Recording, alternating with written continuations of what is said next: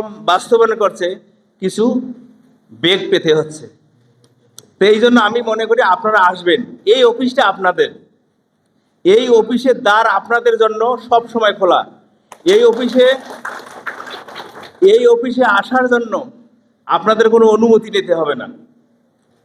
আমি এই অফিসেই থাকি 24 ঘন্টা। নজরুল কালকেও রাত 8টার সময় আমার কাছে আসছিল। আমি গেলাম, আসো, আমি একটু শারীরিকভাবে অসুস্থ, দিন বার্ধক্যে পরিণত হবে না। তার কর্মস্পৃহা, কর্ম উদ্দীপনা, প্রত্যাশা, স্বপ্ন এগুলো বাস্তবায়নে অনেক এগিয়ে যাবে।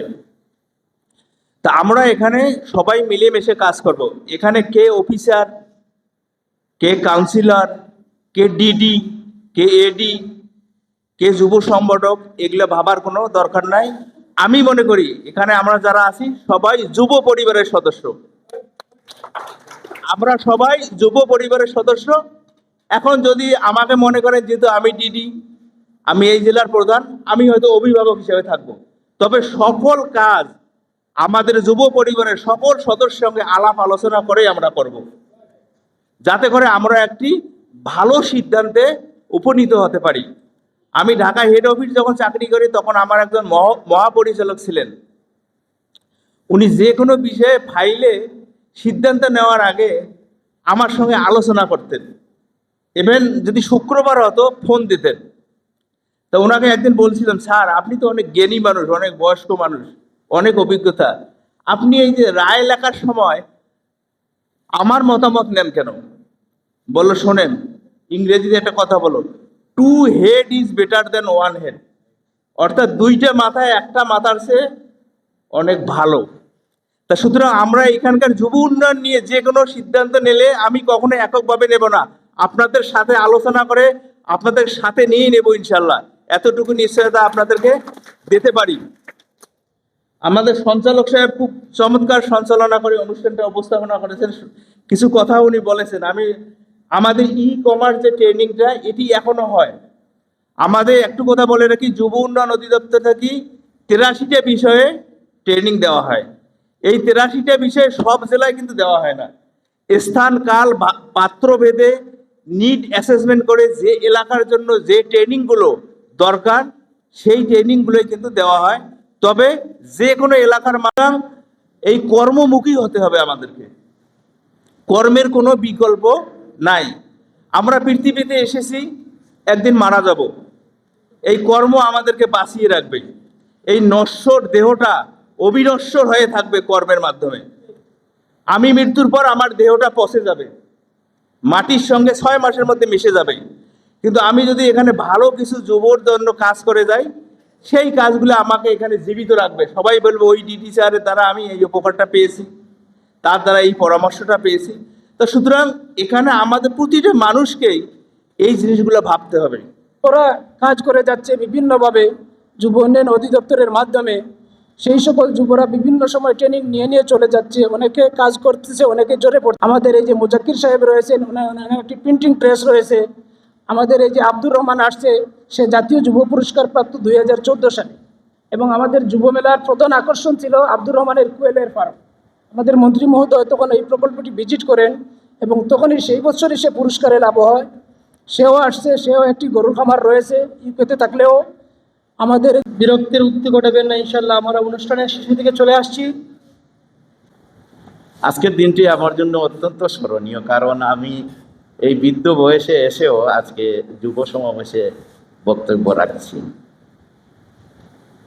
আমার যে সংগঠনের এখন প্রতিনিধিত্ব করছি সেটা হচ্ছে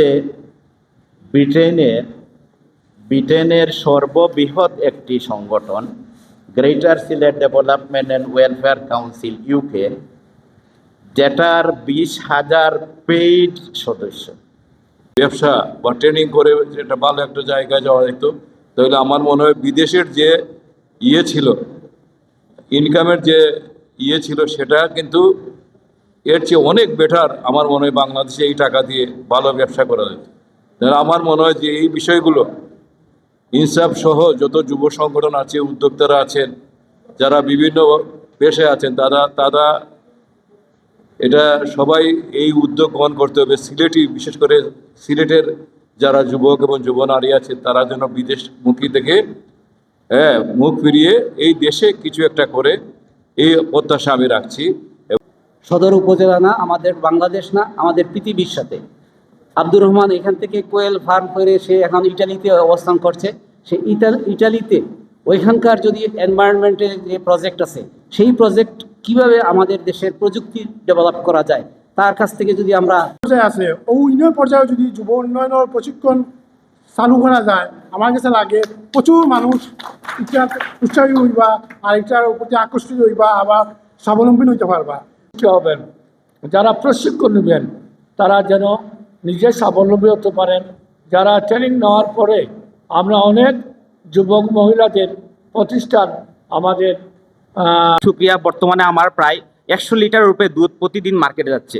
এটা আমার সাথে একজন লোক ছিল। আলহামদুলিল্লাহ গতকালকেও আমি আখালুকিয়াওয়ারের পারে আমাদের বাড়ি, আমি ওইখানে একটা প্রজেক্ট দাঁড়া করার জন্য আমি ট্রেডের মাধ্যমে প্রশিক্ষণ দিয়ে আত্মকর্মী স্বাবলম্বী করে তুলছে। এবং আপনারা জানেন যুব উন্নয়ন দপ্তর বেকার যুবক যুবতীদেরকে মৎস্য ট্রেনিং, সেলাই ট্রেনিং, কম্পিউটার ট্রেনিং, গবাদি পশু ট্রেনিং, হাঁস মুরগের ট্রেনিং এবং ড্রাইভিংয়ের ট্রেনিং, বিভিন্ন ট্রেনিং দিয়ে দেশে বেকার যুবদেরকে আত্মনির্ভরশীল এবং তারা নিজের পায়ে দাঁড়ানোর জন্য সেই যুব উন্নয়ন চেষ্টা করে যাচ্ছে। সর্বপ্রথম শিক্ষার্থী ছিলাম মহিলা শিক্ষার্থী, আমরা 3 জন। তখন এখানে শিয়ালের আস্তানা ছিল। আমরা খুব কষ্ট করে, তখন আমাদের প্রতিভা ছিল, আমাদের পরিশ্রম করার আমাদের মানসিকতা ছিল, আমরা তখন আসতাম। আমরা এত ভয়ভীতি পেরিয়ে আমরা এখানে এসেছি। আর এখন বিভিন্ন প্রতিষ্ঠানে আমি ইনস্ট্রাক্টর হিসেবে কাজ করছি। সুন্দর একটা রাষ্ট্র হয়, সুন্দর একটা সমাজ হয়, আদর্শ একটা সমাজ গঠনের লক্ষ্যে আমরা কাজ করি। কাজ করে তাহলে বাংলাদেশে বেকারত্ব কমে আসবে। আর যদি তারা গাইডলাইন না পায় তারা কখনো বাংলাদেশে বেকারত্ব কমে আসবে না। কারণ আমাদের মধ্যে একটা কথা আছে যে আমাদের এখন যুদ্ধে দাপিয়ে পড়ার সুযোগ। আমরা যদি এখন কাজ করি তাহলে বাংলাদেশে কখনো বেকারত্ব থাকবে না। আমরা ঈদের পরও সকল যুব সংগঠন কর্মীকে সবাইকে গুণী ব্যক্তিদের নিয়ে আমরা একসাথে এটা বন্ধুমূলকে বসতে পেরেছি। তারা পরিচালিত করবে এবং মানুষের কল্যাণে তাদের যে এই যে আত্মত্যাগ যেটা রয়েছে, মানুষের কল্যাণে যে কাজ করার যে স্পৃহা রয়েছে সেটা যেন আরো সামনের দিকে এগিয়ে নিয়ে যাবে। অনেক কিছু শিখতে পেরেছি, তাই আমরা চাচ্ছি যে